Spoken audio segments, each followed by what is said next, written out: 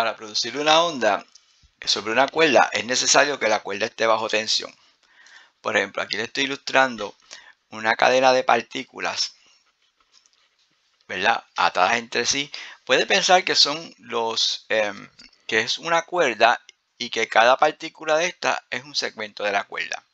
Es una cuerda homogénea, toda está hecha, digamos, de nylon, de nilón, y que estas son pequeños segmentos, ¿verdad? Así que si yo tomo el extremo, ¿verdad? Fíjense que la cuerda está atada en un extremo y está estirada. Así que si yo empiezo a mover el extremo, puedo provocar vibraciones en la cuerda. ¿Ok? Recuerde que entonces la tensión es el agente por el cual va a estar acelerándose las partículas. Yo estoy acelerando la cuerda hacia arriba y hacia abajo. ¿Ok? Y entonces como cada partícula recibe la tensión de la partícula vecina, pues se propaga esa señal en un pulso. Así que debería utilizar, digamos, una máquina como esta, ¿verdad? Donde tengo un pistón que lo puedo pulsar, ¿verdad?, controlando la frecuencia y la amplitud. Así que cuando solamente pulso la cuerda, ¿ven?, se propaga únicamente ese pulso. Voy a poner la animación más lenta para poder apreciarlo. Entonces se dan cuenta, al levantar la partícula, ¿verdad?, acelero esa sección de la cuerda, pero entonces la tensión, ¿verdad?, en la cuerda hace que esa parte descienda. La parte de la cuerda que va ascendiendo le está transmitiendo a las otras partículas esa aceleración hacia arriba. Pero al mismo tiempo, la otra sección de la cuerda está siendo acelerada hacia abajo. ¿Por qué? Porque su estado normal era ¿cuál? Horizontal, bajo tensión y horizontal. ¿Ok? Así que cada vez que el pulso se propaga, ¿verdad?, tenemos que la tensión por la parte inicial, por la parte de la izquierda, va acelerando las partículas hacia abajo, ¿verdad? Y el pulso que se propaga lo que está haciendo es acelerando las partículas hacia arriba, los segmentos de la cuerda. Si no fuera por la tensión, esto no podría ocurrir. ¿Okay? Si yo quisiera entonces mantener un patrón, yo tendría que estar pulsando continuamente, ¿verdad? Y fíjense que eso es un patrón oscilatorio, pero no es continuo porque tiene discontinuidades. Así que la máquina que yo debo utilizar para pulsar la cuerda debe ser una donde las oscilaciones verticales sean periódicas, sean armónicas, como un resorte vertical.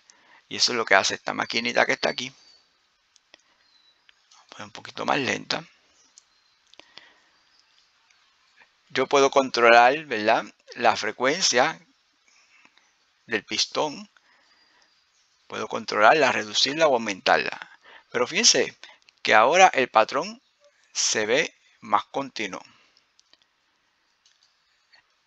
Y hasta podemos reconocer el perfil de la función seno o coseno a lo largo de la vibración. Recuerde que, como vemos aquí, la tensión, ¿verdad?, cuando yo le aplico una fuerza acelerante a este extremo de la cuerda, esa tensión hace que las vecinas se aceleren hacia arriba, pero también esa misma tensión va a hacer que la próxima descienda y se forme el patrón. Así que, fíjate, otra cosa importante, ¿verdad? Es una onda transversal. La amplitud ocurre perpendicular a la dirección de propagación, que es el eje de X. Así que la amplitud es en el eje de Y. Y fíjese que cada segmento de la cuerda no cambia de posición X. ¿Verdad que están pintadas de verde? Esa siempre se queda allí. Usted puede hasta marcar esa posición y se va a dar cuenta que lo que hace cada partícula no es otra cosa que ejecutar un movimiento armónico simple en la dirección vertical. Ahora, la tensión propaga ese movimiento en la dirección X y entonces me doy cuenta que la cresta, ¿verdad?, del perfil seno o coseno es el que se propaga hacia el frente. ¿Bien? Y entonces ahí se produce una onda en dos dimensiones, ¿verdad?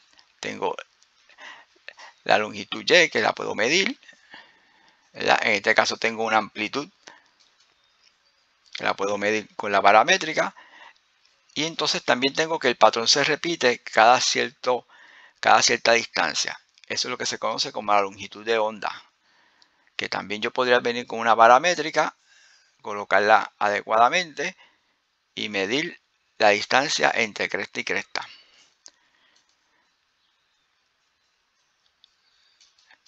Si yo sé la frecuencia, también voy a saber cuánto es el periodo de oscilación. Si recuerdan en el experimento anterior, uno pone un resorte a oscilar de forma vertical y uno contaba cuántas oscilaciones completas, ¿verdad? Desde el mínimo de amplitud, hacia el máximo, uno utilizaba un cronómetro y uno medía el tiempo de todas esas oscilaciones. Y el tiempo total, digamos, de 30 o 40 oscilaciones se promedia y ese es el periodo. Ahora miren la correlación. Está oscilando en el eje de Y, el perfil se propaga en el eje de X, y entonces yo veo una cosa, ¿verdad? Si yo mido el periodo, que es el tiempo en que este pistón tarda en subir y bajar, no es otra cosa, miren lo que sucede. Mientras va bajando y va subiendo, se va dando cuenta que la amplitud, el máximo, se va propagando hacia el frente. Así que si yo empecé a medir el periodo desde aquí y da un ciclo completo y vuelve aquí, mire lo que pasó. Esta cresta aparece acá. Quiere decir que el periodo es el tiempo, ¿verdad?, en que tarda en recorrerse un largo de onda. Si lo ves, es el tiempo, en ese tiempo que uno mide con el cronómetro, que es tiempo, no es distancia, va a coincidir con que la amplitud esté en esa posición relativa a la inicial. Ahí también ocurre esa distancia. Por lo tanto, la velocidad de propagación de la onda, ¿cuál va a ser?